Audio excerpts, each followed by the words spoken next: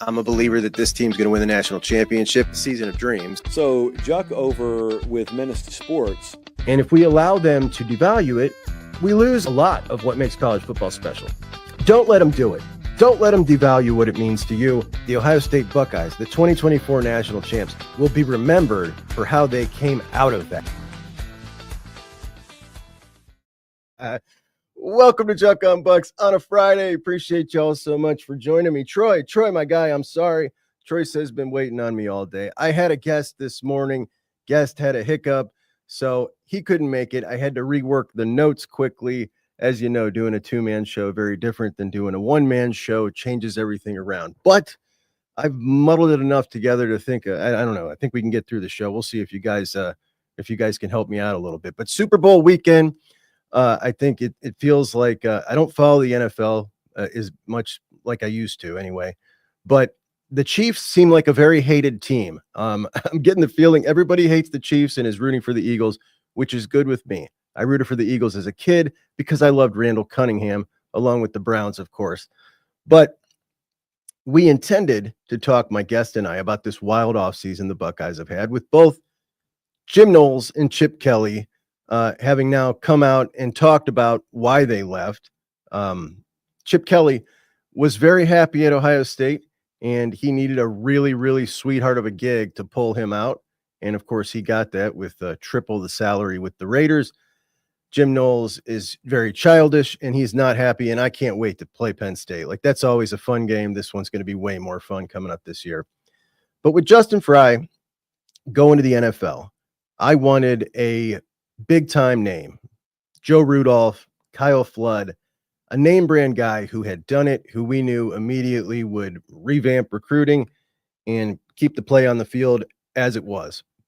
Or the next up-and-comer who just came in and blew Ryan Day out of the water in the interview process, which happens. And if that would have happened, I'd have trusted him. Like, sometimes you just trust smart people to follow their instincts.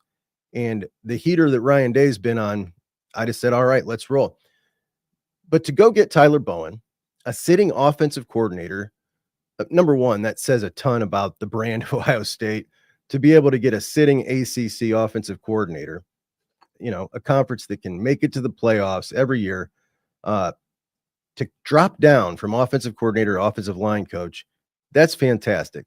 But he's more than just the offensive line coach. He's going to be the run game coordinator. Justin Fry was also the run game coordinator. But, with Chip Kelly, how much of that was he actually doing? Tyler Bowen will be a true run game coordinator, and Ryan Day bringing him in and promoting Billy Fessler to quarterbacks coach. Billy Fessler was working with the quarterbacks last year. Billy Fessler from Erie, Pennsylvania, went to Penn State, was a reserve quarterback on the Penn State team, and then he went to my University of Akron and was the offensive coordinator after 1 year coaching quarterbacks there under Joe Moorhead. And both these guys have worked for Joe Moorhead.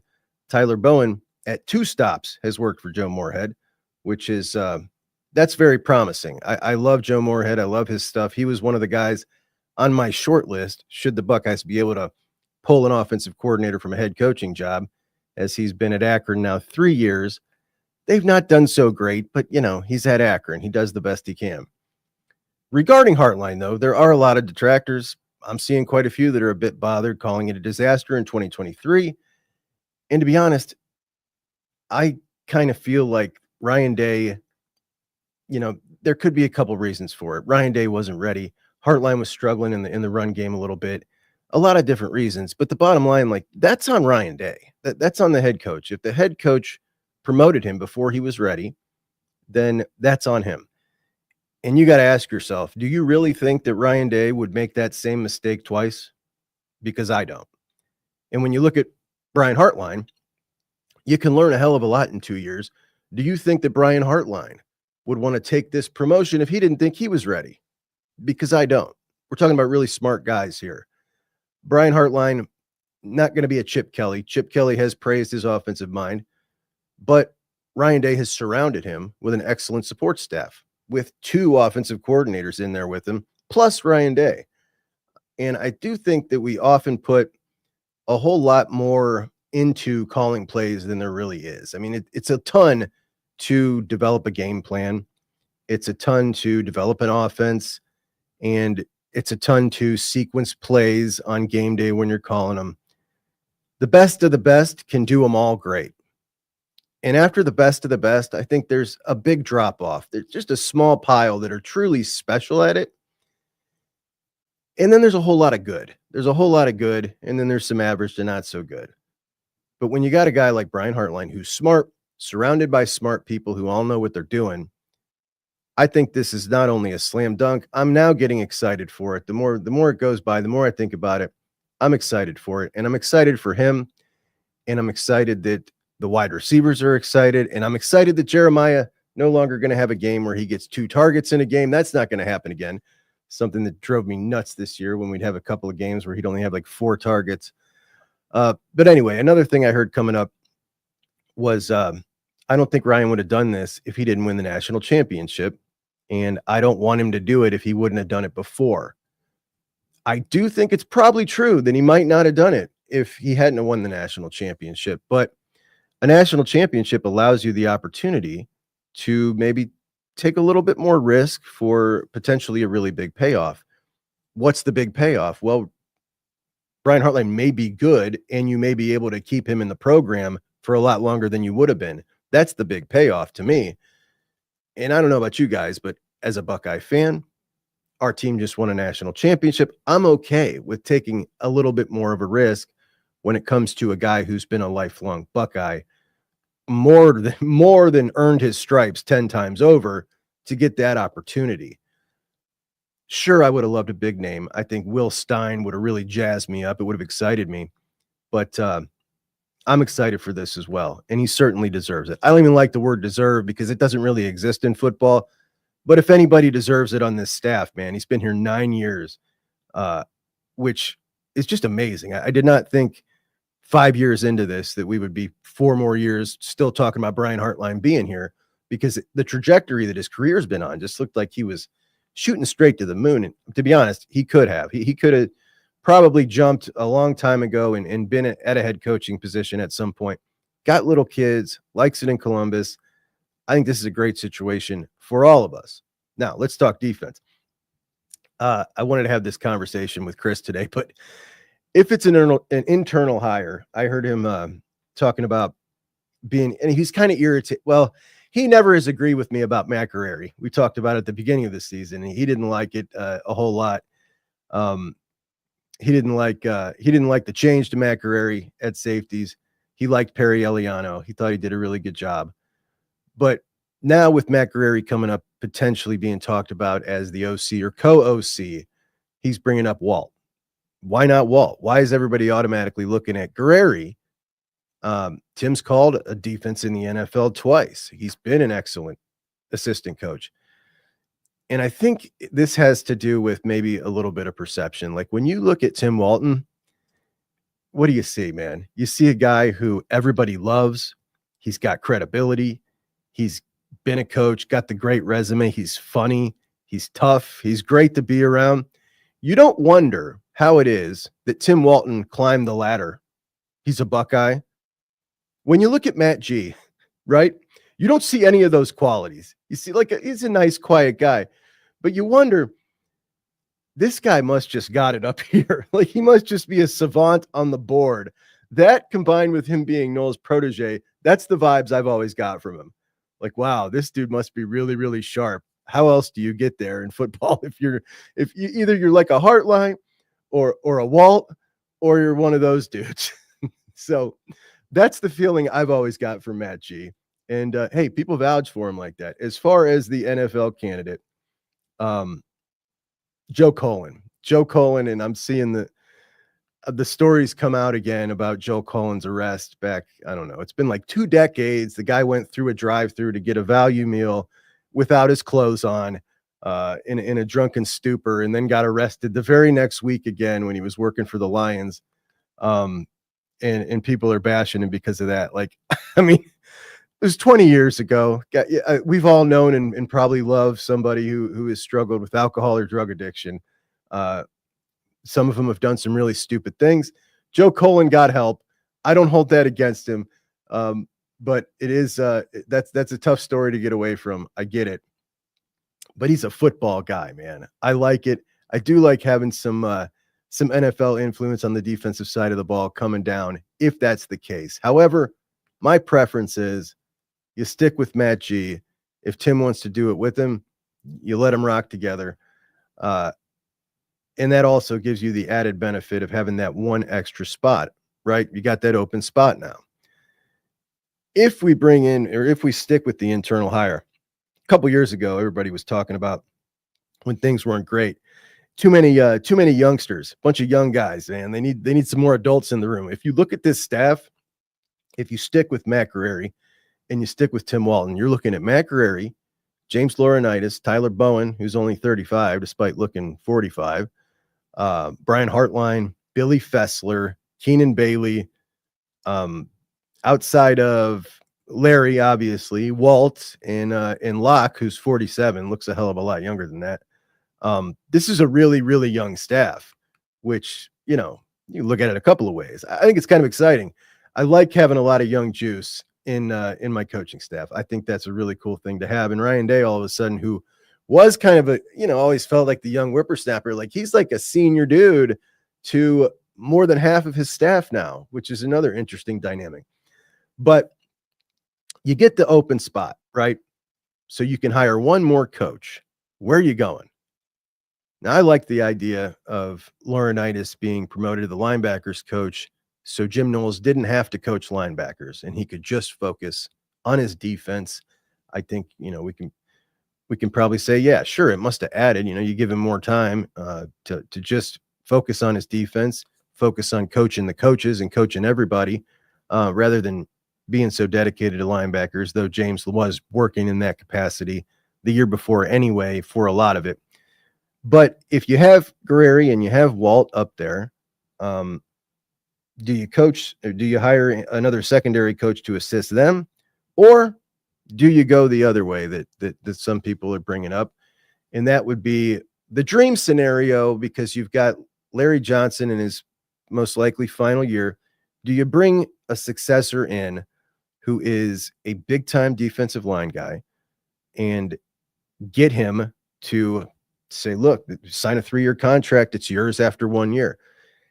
I was on my buddy Chad's show, best damn podcast in the land, and he brought this up, and he was talking about Jason Taylor, which, yeah, sure, Chad, if you can get it done, let's do it, right? But I think it's going to be very difficult to get a big-time name brand guy to come in and sit for a year, work with Larry Johnson, though that does have some appeal. You guys just have egos, man. I don't know. It sounds like a tough sell. But at the same time, you don't want to get somebody to come in who is, maybe good enough, and then they do it. The whole point is you want to keep the continuity in the recruiting together, because recruiting defensive line is so important. And if Larry, look, everybody knows it's last year. Like, we all know that. Everybody knows that. His contract's up. This has gone on for like the last 3 contracts. And I just see him having a difficult time, because so many of these guys, you look at Aiden Harris, who's the number 1 recruit, defensive line recruit in the class of 2026, him and his brother, what's their bond? Their bond is with Larry. They bond over their spiritual kids. They love Larry's Bible verses, stuff like Larry has there's something about Larry, like his guys are his guys. And if people know Larry's gone after 1 year, you know what I mean? Having that second guy kind of backing him up, it sounds really good. But replacing these guys, making these hires, this is Ryan Day's biggest test to date. I mean, after winning the national championship, it is, what can you do to protect your program, to keep it rolling, to keep it in shape, to continue to do that. And I always have said, from the beginning of the time I started this show, if Ryan Day ever kicks the door in, this program is set up for sustained success. And it is. Obviously, we saw Nick Saban do this several times. His staff would get poached. He'd have 2 years with those guys in the big time positions, max, and then they'd go usually onto a head coaching position, usually not a lateral move. But we've seen Kirby have to deal with this, and Kirby's had some hits. He's had some misses. Bringing back Mike Bobo after losing Todd Monken. Not a very popular move with the Dog fans. Promoting Dan Lanning and Glenn Schumann as co-defensive coordinators.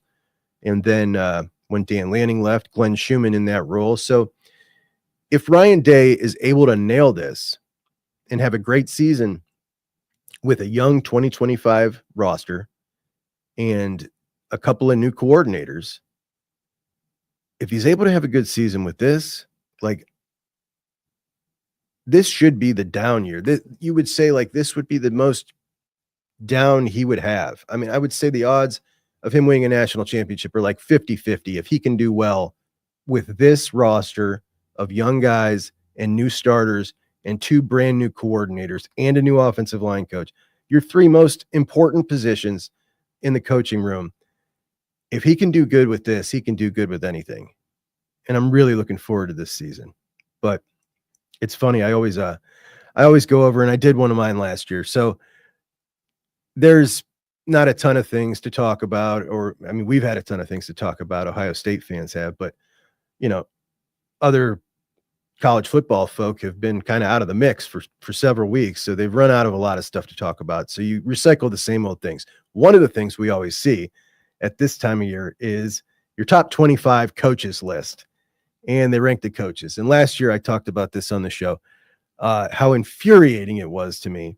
No matter what you thought of Ryan Day, ESPN and several others did this list, but ESPN's list in particular, I remember vividly, they had like 31 of their writers. These are college football, people who cover college football, do their top 25 list, and they compiled all of it and spit out one total list of the top coaches in college football. Ryan Day was number 9 on their list. Guys that were ahead of Ryan Day were guys like Mike Norvell, Lance Leopold of Kansas, Kalen DeBoer of Alabama.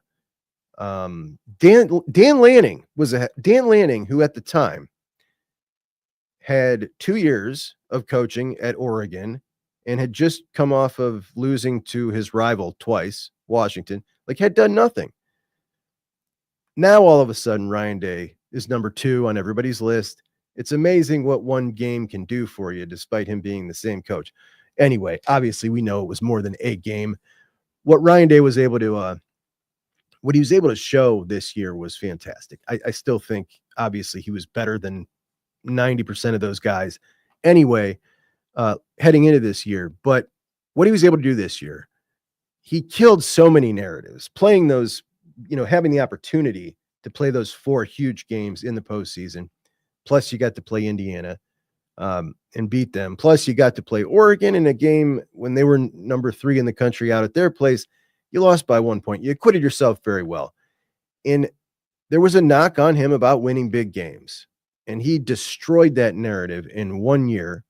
Also helped us with the SEC narrative, knocking off 2 of them in decisive fashion.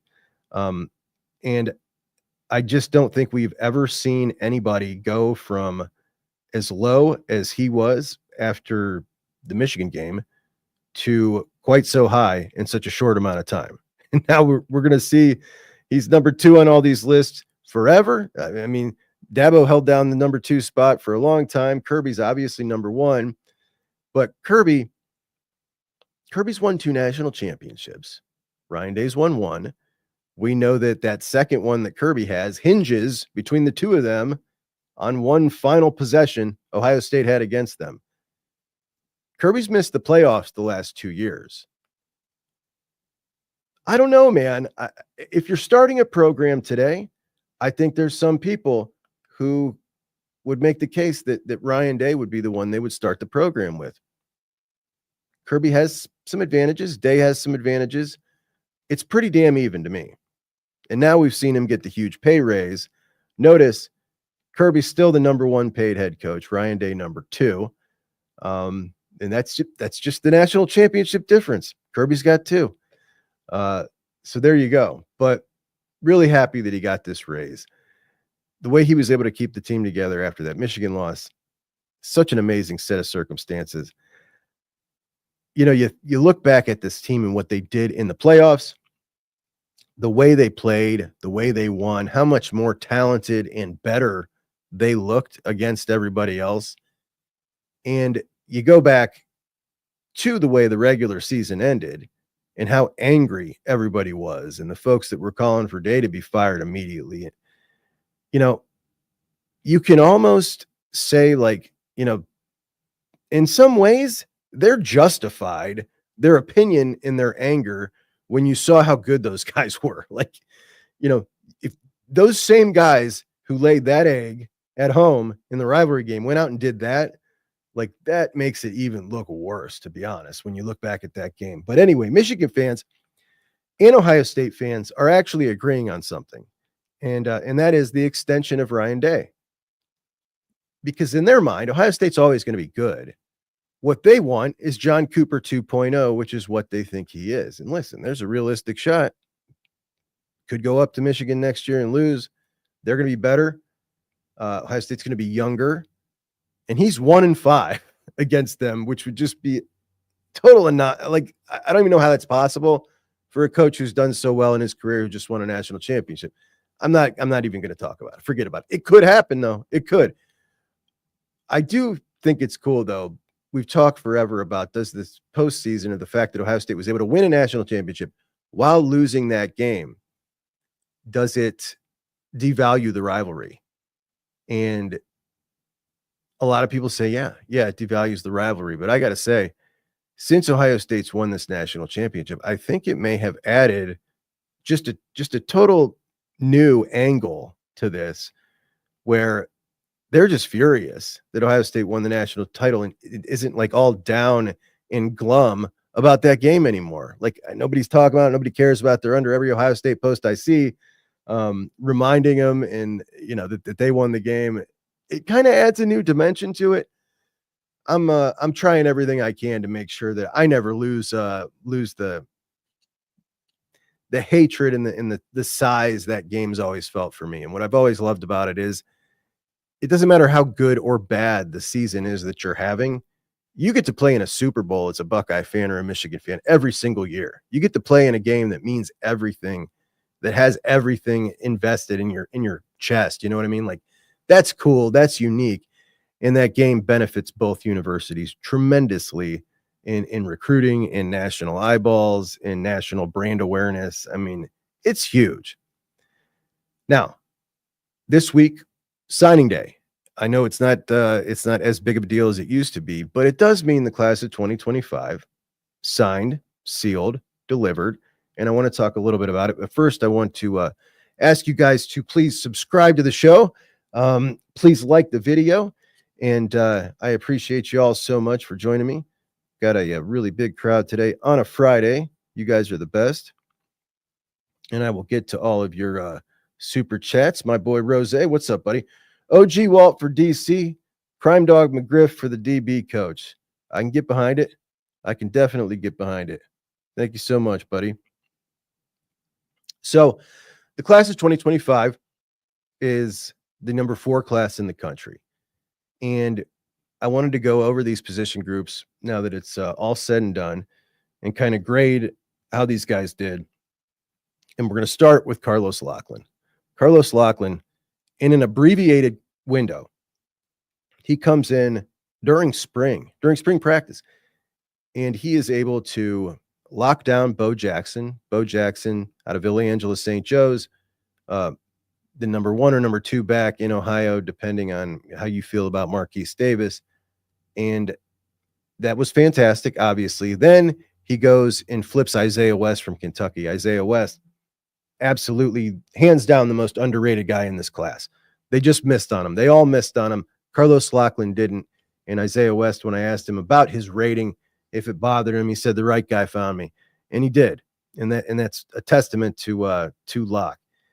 And then Turbo Rogers, who is, you know, he was committed to Bama. He decommitted from Bama, and there was a month before he committed to Ohio State. So that's not technically a flip, but really it was, because Locke is the one that pulled him out of that commitment. So Carlos Loughlin, that's an A+, man. That's an A+ in your first class. Keenan Bailey is a dude who I was really nervous about being the tight ends coach. What a tremendous job he did with tight ends this year. The tight ends from the first 3 games of the year to the playoff run, totally different. better and better and better every single week. On the recruiting trail, his number one target was Nate Roberts, a dude who lives 15 minutes from Oklahoma Stadium. His brother goes to Oklahoma, but Keenan was fixated on him to the point where we saw Matt Luca and two other prospects that were like his number 3, 4, and 5 target just commit elsewhere. And it was almost like he wasn't even trying. He was so fixated on Nate Roberts. And I'm thinking, man, if he misses this guy, he's going to be in trouble. Well, he gets him. He lands him. He nails him, signed, sealed, delivered. And then he finds Brody Lennon. Brody Lennon, a total stud, flying under the radar, emerges as a senior, locks him down too. Keenan Bailey, an A. So Locke and Keenan both get an A. Let's go to Matt Guerrieri. His number one target on the board was Fahim Delane, a stud safety out of Maryland, beats Oregon for him, locks him down. And then Deshaun Stewart out of New Jersey, teammates with Des Jones. Deshaun Stewart was a cornerback, but he's like 6 foot, long, rangy, looks like he can put on some more mass, and he lays the wood. And I think that was a really good one. And then Cody Haddad from St. Ignatius, who's a wild card here. Cody Haddad, this kid's got juice, man. He really does. A little undersized. So was his dad, who played in the NFL. So was his grandfather, who played in the NFL. So I'm not going to doubt the kid. And I think that's really awesome that he got that offer, by the way. I think there's a scenario where he might not have. Then we go to Larry's room. Oh, by the way, Matt, let's give Matt a B. We're going to give Matt a B.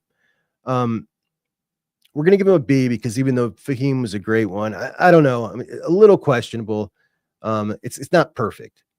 Larry Johnson gets Ziggy Grady out of Alabama, Epi Satanile out of California. Those are the two edges. And then on the interior, he gets Maxwell Roy out of Philadelphia St. Joe's, Isaiah West teammate, Trajan Odom out of Weddington High School in North Carolina, another interior guy, a little bit bigger than Max Roy, a little bit more athletic.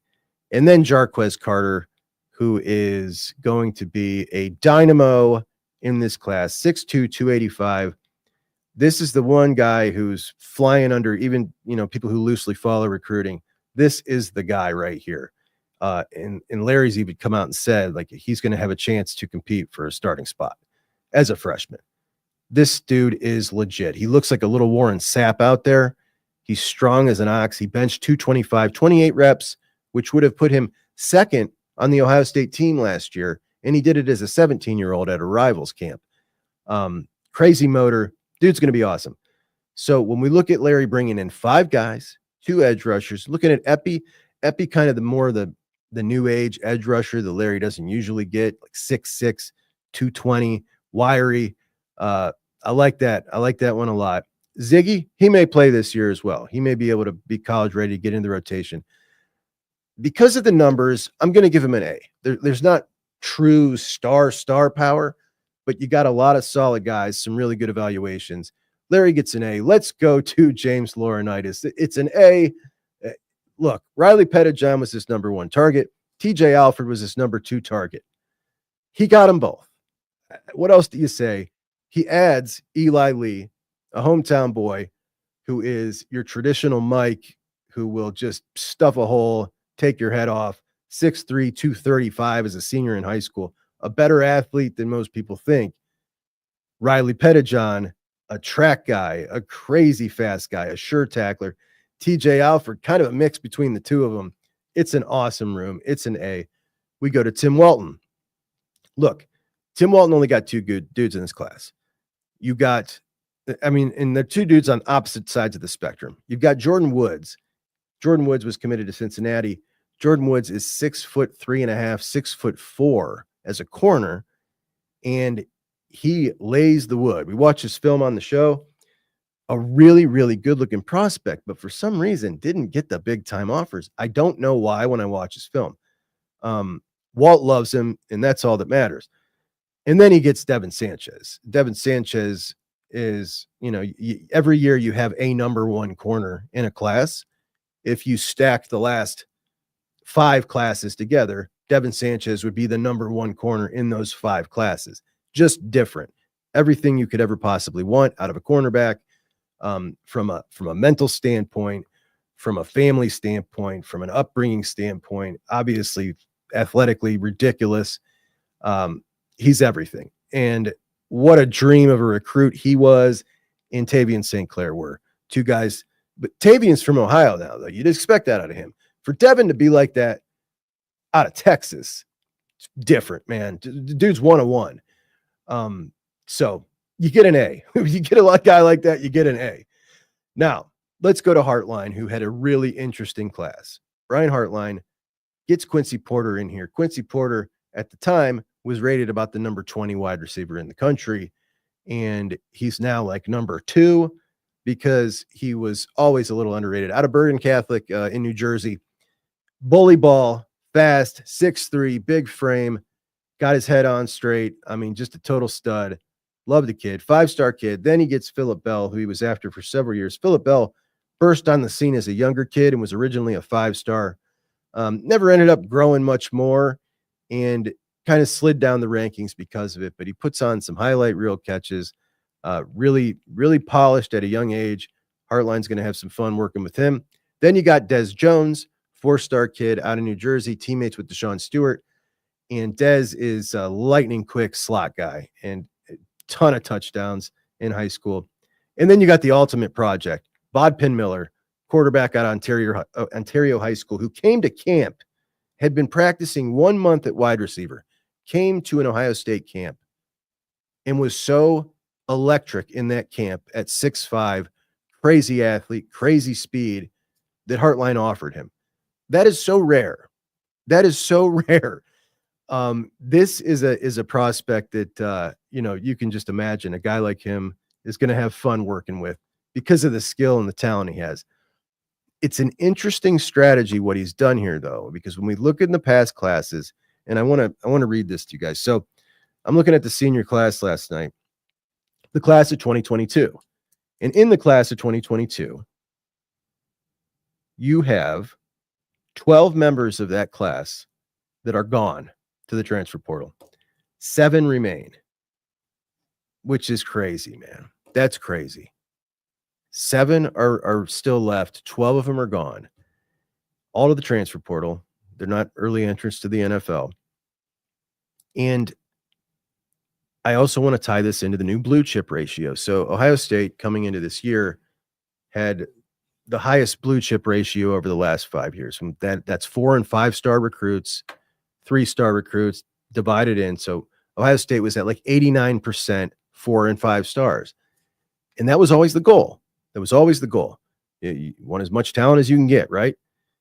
Well, when we're looking at these classes now where you're losing more than half your class by the time they get to their senior year, you look at why are you losing them? Well, you look at a guy like Gabe Powers. Gabe Powers next year could be your number 3 linebacker at Ohio State. He'd play a lot. Or Gabe Powers, who was a top 100 player, Ohio Player of the Year, can go to Kansas State, make some more money, and be their stud.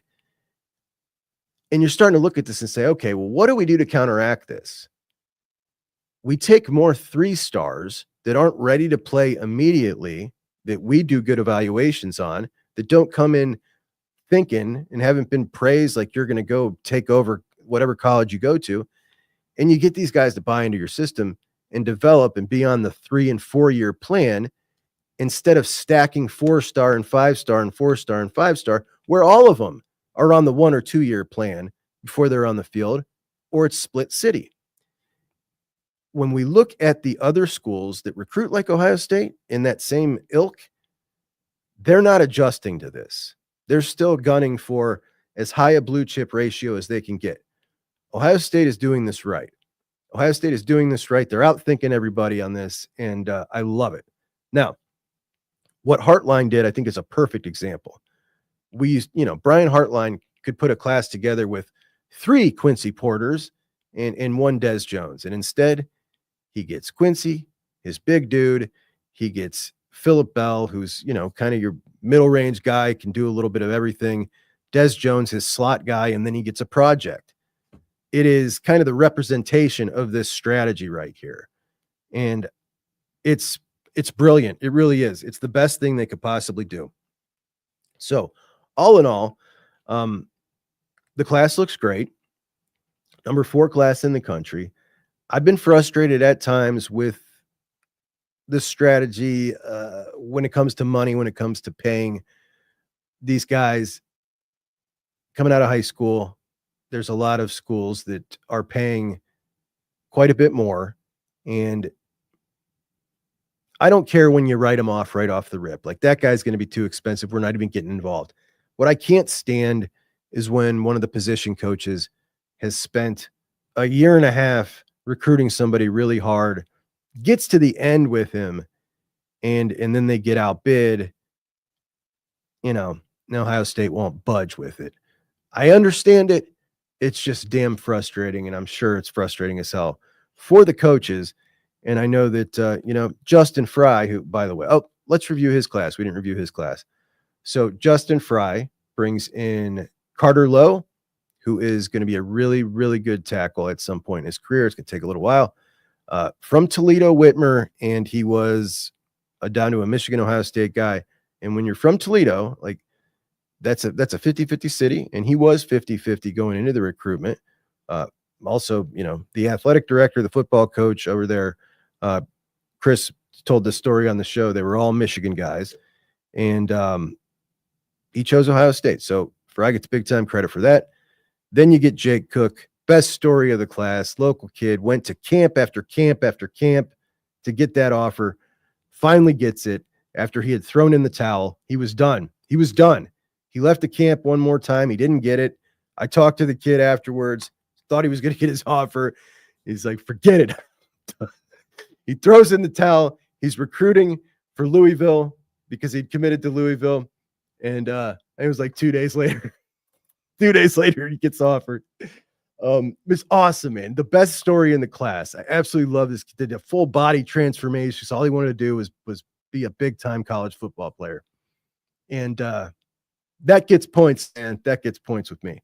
So you got him, and then you got Javon McFadden out of Maryland. Now this one, Javon McFadden was between Colorado, Maryland, and Ohio State, which doesn't seem like it should be a decision at all, but it was because Jordan Seaton over at Colorado, his cousin, and there was a lot of pull, but Justin Fry is able to lock him down.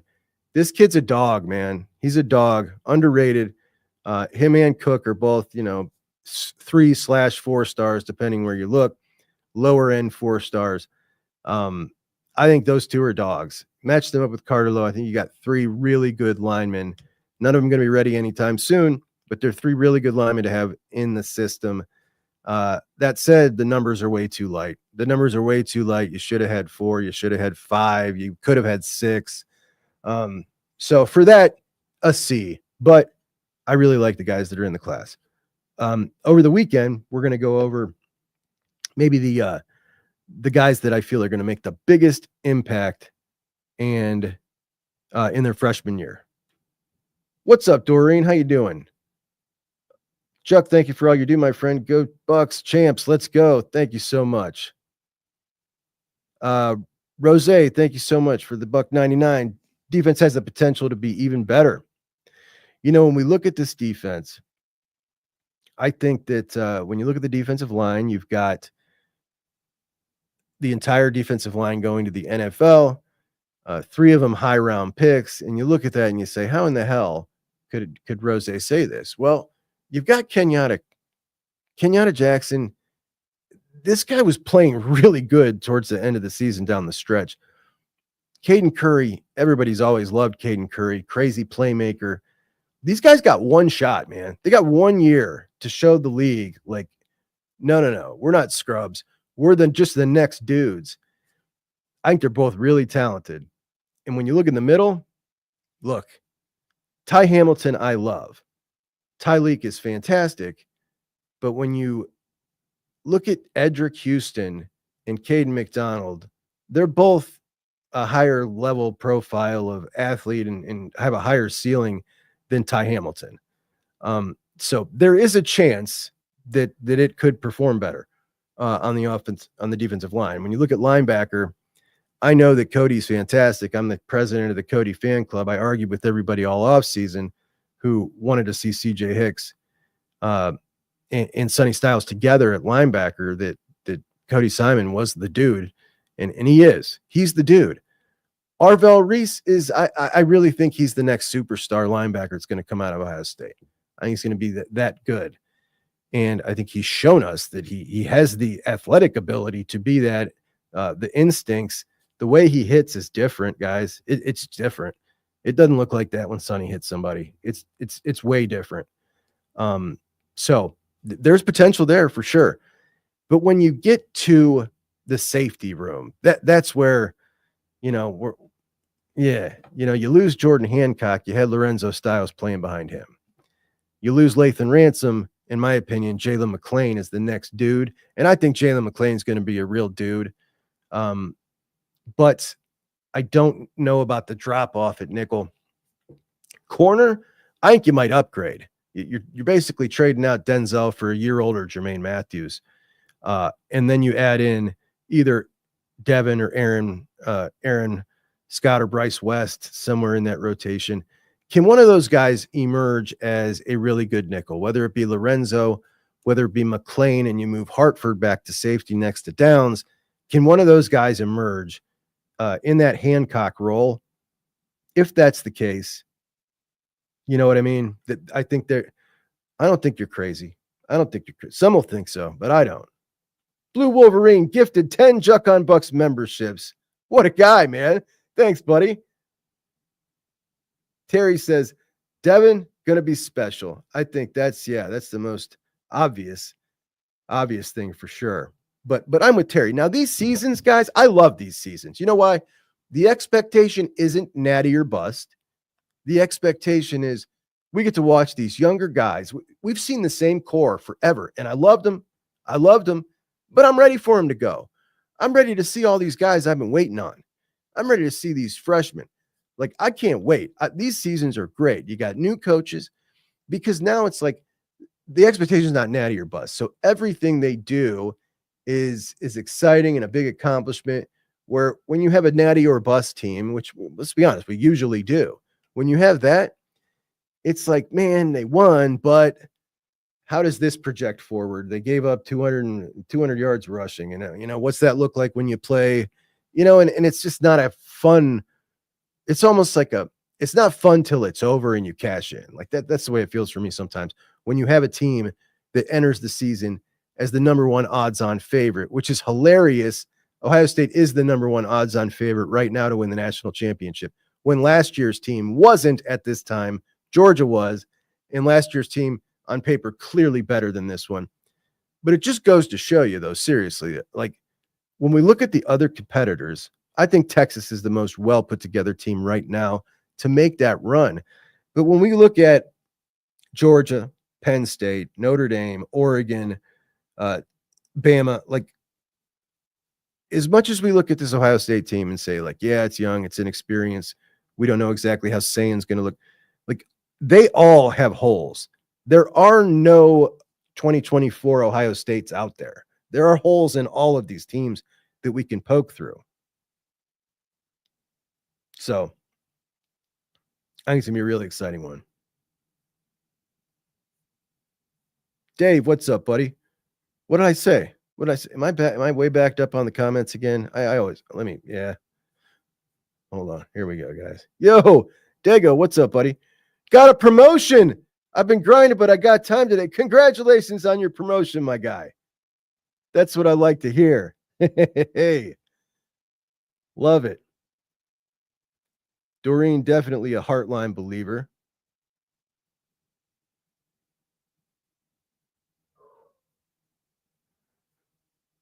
Blue's a real one, Don. He sure is. That's a great guy, man. That's a great guy. Look, his name is Blue Wolverine, and he has a wrench at Juck on Bucks. If that's not a testament to what a good guy he must be, I don't know what else is. What's up, William? How you doing, buddy? News on LaCharles Bentley. LaCharles is, he put out that tweet. He was in the Woody. I have no idea half of me thinks he was just messing around. I remember he went there to watch practice. I want to say maybe after what game was it? Shortly after Indiana. And he tweeted the same thing, right? He tweeted a picture of him walking into the Woody. And I talked to someone really close to LeCharles about that visit. And he just went there to watch practice. He was irritated. They didn't ask him any questions. They didn't really involve him at all. But, players are allowed to go and just work out, watch practice if they're in good standing with the program. And that's what he did. And he, didn't come out with great things to say that particular day. Could this be him just popping back in? Could be. Could he have a meeting? I don't know. I think it would be awesome if he did, if he could help in some capacity. I wasn't someone who thought he was ever going to get that job. And I don't know that he wanted it. You know what I mean? I know he's said in the past that you can get very emotional. And then when it actually comes to it and you're like, oh, I love my life. I love my business. Do I really want to do that? Because he does have a business that needs to continue to run as well. And what I do know is he loves Ohio State. Like that. He's made that clear to all of us time and time again. So I would love him to be involved in some capacity. He sure is an inspiring dude if you're an offensive lineman to have around. He's a great talker. He's incredibly smart. Give me all that K-Max stock I can buy. You've only been saying that for 2 years. And you nailed that one, my friend. You nailed that one. K-Mac is that dude. What's up, Eli? Your prediction on who will be the starting running back? Well, I think we'll start with a platoon with C.J. Donaldson and James Peoples. C.J. Donaldson, the transfer from West Virginia, 6'2", 238. If you guys haven't watched him, check him out, man. He's a little bit of a plotter, but he cuts very well. He cuts very well. He sees very well. And he will run you over. Touchdown machine down at the goal line. They can't stop him. I enjoy having a bigger back.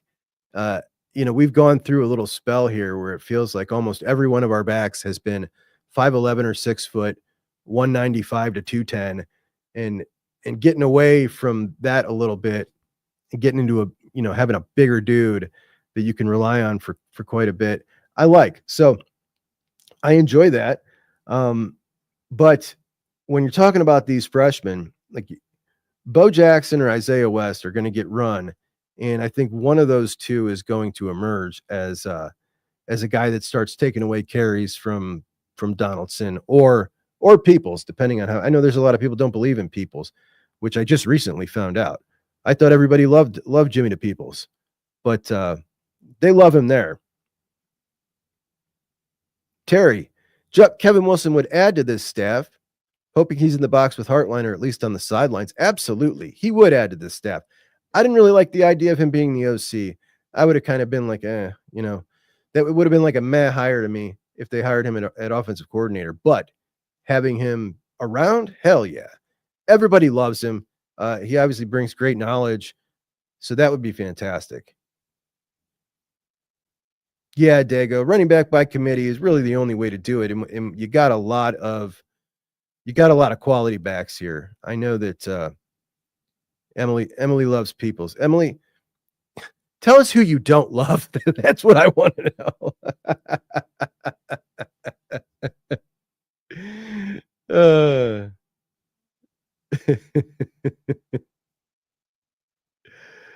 All right, my friends. I'm going to wrap it up. I appreciate you all so much for joining me today. Have a great weekend. Enjoy the Super Bowl. I'm probably going to do a weekend show either Saturday or Sunday afternoon. And I will talk to you guys then. Please like the show and subscribe on the way out if you haven't already. I'll see you soon. Juck and Bucks out.